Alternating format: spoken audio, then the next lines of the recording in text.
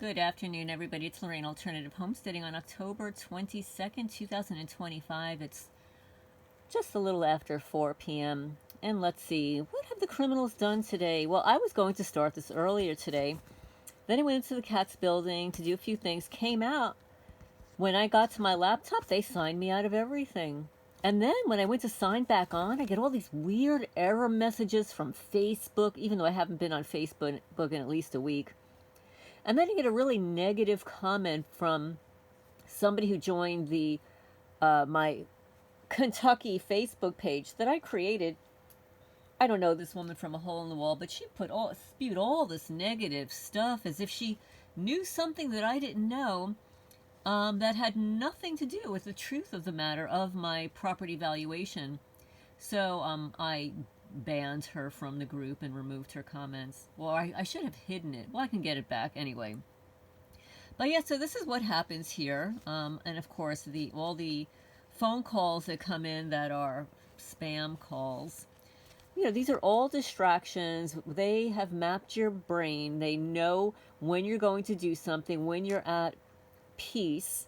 They want to interfere with that peace by installing a phone call, a knock, an aerial stalker, a street stalker, harassment, animal harassment, etc., etc. And yes, that's what's happening here in Jackson County, Kentucky, and it's happening all across the country. I'm going to get into another video later, separately from this one, because this is really important, about Robbie Starbuck, who is a YouTube creator, an influencer, an activist. His wife is a singer. They're in Tennessee. He became a targeted person, and the stuff that is happening to him, he is exposing the slander campaign, but I'm going to get into that in a separate video from this, because this is a testimony via email. This is a male in Pennsylvania, in his mid-30s. His name will not be mentioned because he wants to remain somewhat anonymous. Okay, so here we go.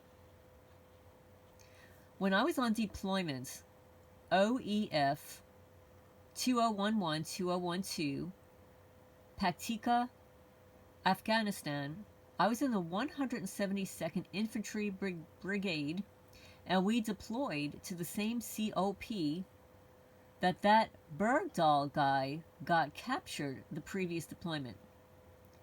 I was a forward observer, radio telecommunications operator. I went on QRF missions looking for him, pulled my friends out of trucks that got hit by IEDs 6 different times, and it was the truck in front of me, besides me, or behind me. I like to say I joined to serve my country, but the truth is, after I aged out of foster care, I ended up homeless for a night, and I slept under a bush, and I decided the military was my only way out. Although it did turn into a want to serve and to help the people of Afghanistan, I graduated from Fort Benning, Georgia, basic training, top of my class. Me and one other guy got expert marksman.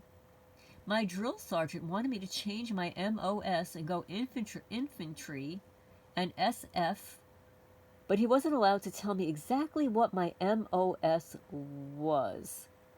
Now, I have to tell you, I'm not sure I understand what all these abbreviations are. So leave a comment down below after I post this. I've never been in the military. A lot of this doesn't make sense to me, so please forgive me. I don't know what an MOS is. I declined because I thought I had a non-combat job because my recruiter lied to me. When I was on deployment, one of the lieutenants forced me to burn a 2 entire pallets stack with batteries. And when I protested, saying how incredibly toxic that was, he threatened me with UCMJ.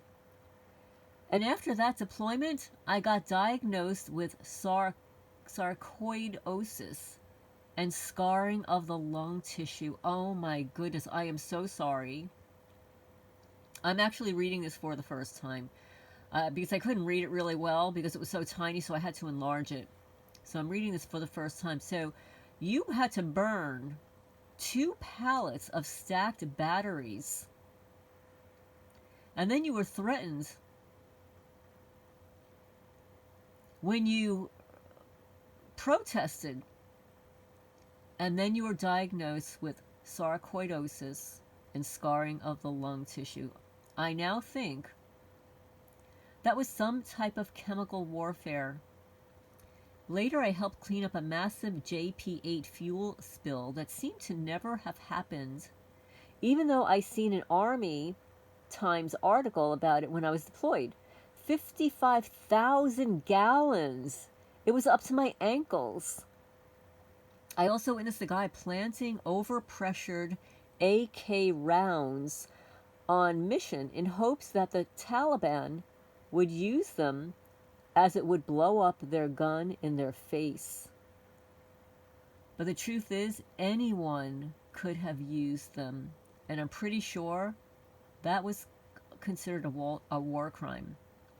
Some guy got busted for stolen valor, claiming he was a Green Beret. I think it was a cover story given to him, and he was CIA, because our base was attached to some quote-unquote contractors that operated a blimp with a powerful camera on it. And I suspect DEWS, the laser rangefinder on the camera I operated, was so powerful it could set stuff on fire and burn people. You hear that, guys?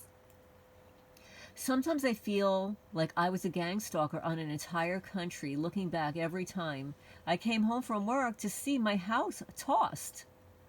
I thought it was karma because of all the innocent people's homes I tossed, looking for weapons and bombs making materials, bomb making materials. I also found a lot of that stuff too. But I want to get to the end here and wrap it up a couple of times that my superiors hated my guts and would do sleep deprivation stuff on me. Once they forced me to stand in the back corner of the TOC, which is Telecommunications Operations Center, for 3 days. I suspect for reporting sexual harassment by my sergeant for placing his private parts on my shoulder while I was working, and then on my work table as a joke repeatedly. They would force me to always have sticky notes or pens in my pocket, and every hour during my downtime when I was supposed to be sleeping, they would send someone to get a pen or a sticky note from me to sleep deprive me. I remember one of my sergeants would stuff my rucksack with batteries to weigh me down, even if it was just a day mission right outside the wire. Well, that's dangerous too. Once he did that, and I got shot at by a sniper because I had a big antenna on my back, and I twisted my ankle bounding towards the target. It still randomly swells up in the middle of the night for no reason, with excruciating pain. The doctor says it's something called anterior tubulus tendinitis, which people get from walking or running uphill for extended periods of time.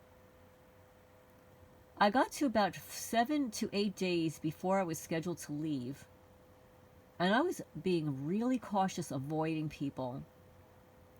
My sergeant came to me, wanted me to sign a power of attorney because they were planning one last 4-day mission and wanted me to go, but I couldn't go unless I signed these papers saying I wanted to go, because something about if a soldier is that close to leaving, that they actually have a choice. So I asked him, do I have a choice?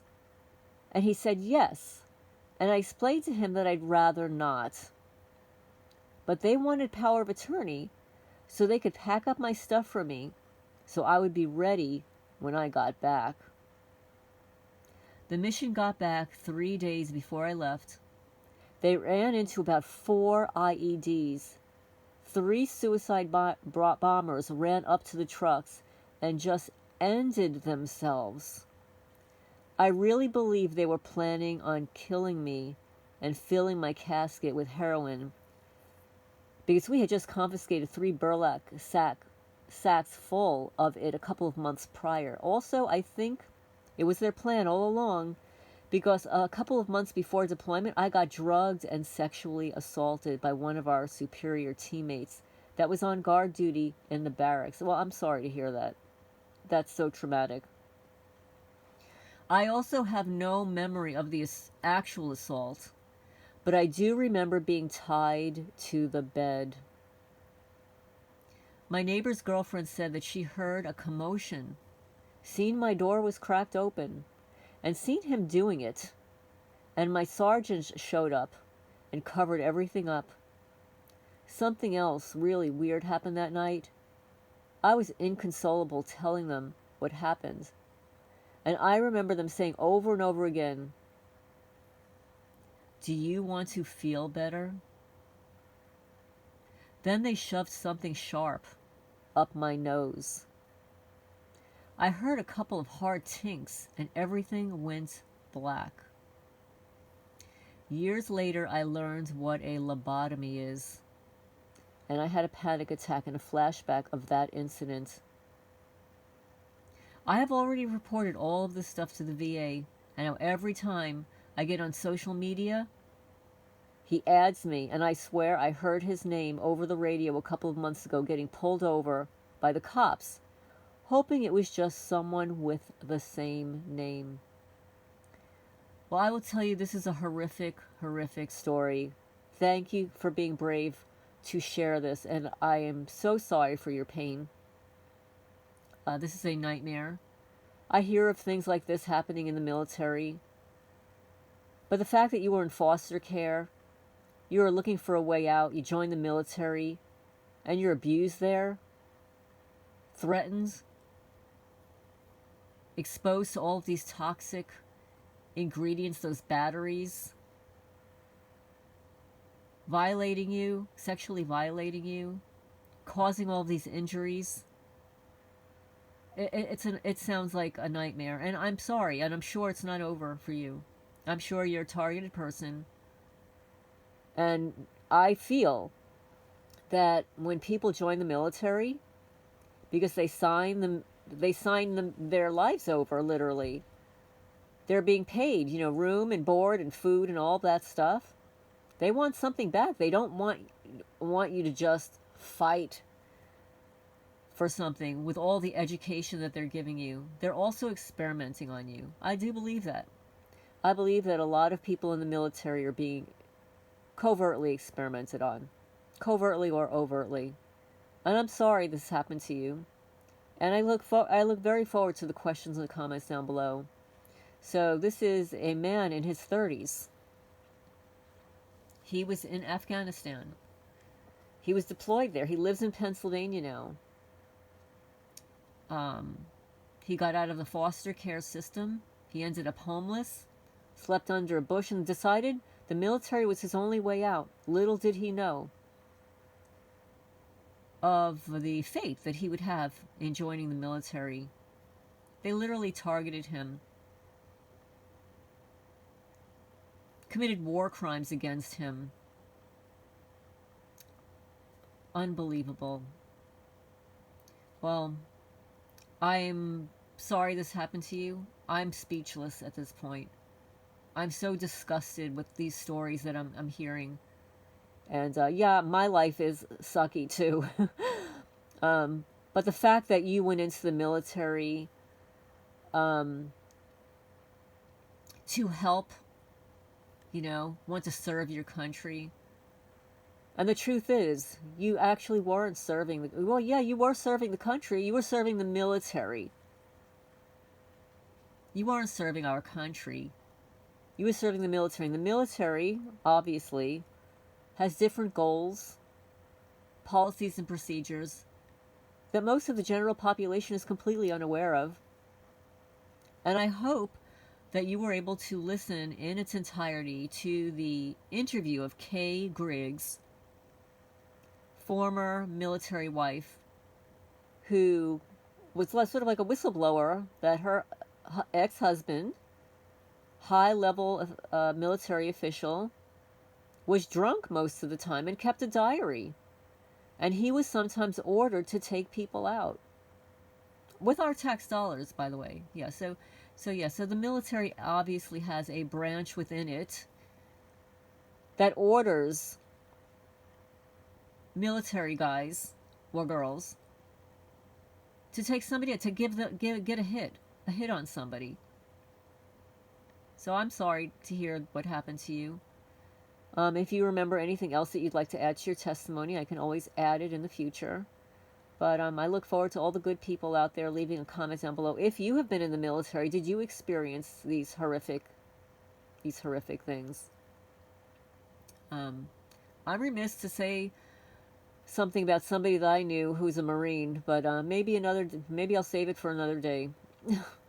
Anyway, this is Lorraine Alternative Homesteading. Please remember to hit the thumbs up. It helps the channel grow, get the message out there. And remember to hit the notifications bell so that you're notified when a new video is uploaded. I will talk to you guys soon.